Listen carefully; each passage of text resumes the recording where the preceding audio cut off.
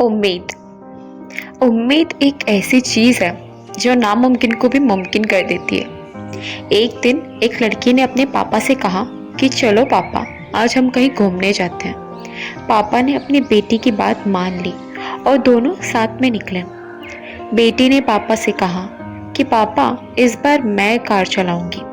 पापा ने कहा, अच्छा ठीक है बेटा, तू चला लेना। बाप बेटी दोनों निकल पड़े।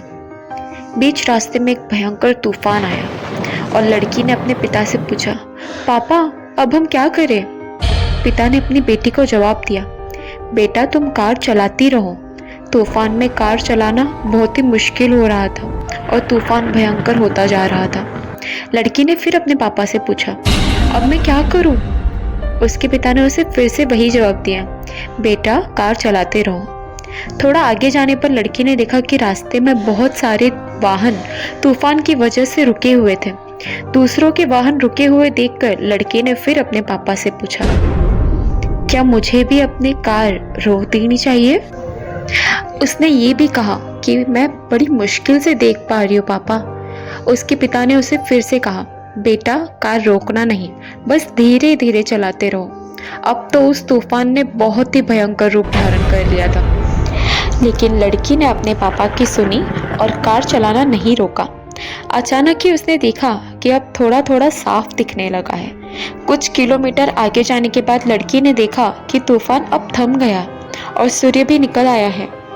उस लड़की के पिता ने अब उसे कहा कि तुम अब चाहो तो बाहर आ सकती हो। लड़की ने पूछा, पापा पर अब क्यों? पिता ने उसे कहा कि जब तुम बाहर आओगी तो देखोगी कि जो राह में रुक गए थे वे सब अभी भी तूफान में फंसे हुए हैं। तुमने कार चलाने के प्रयत्न को नहीं छोड़ा, इसलिए तुम इस तूफान से बाहर हो। बुरा समय सभी की जिंदगी में आता है। बुरे समय में मजबूत से मजबूत इंसान भी प्रयास छोड़ देते हैं। उस बुरे समय में हमें प्रयास कभी भी छोड़ना नहीं चाहिए। प्रयास करते रहने से जिंदगी में कठिन से कठिन समय गुजर जाएगा और अच्छा समय जल्द से जल्द आएगा। हमें निराश नहीं होकर डटे रहना चाहिए और उम्मीद नहीं छोड़नी चाहिए।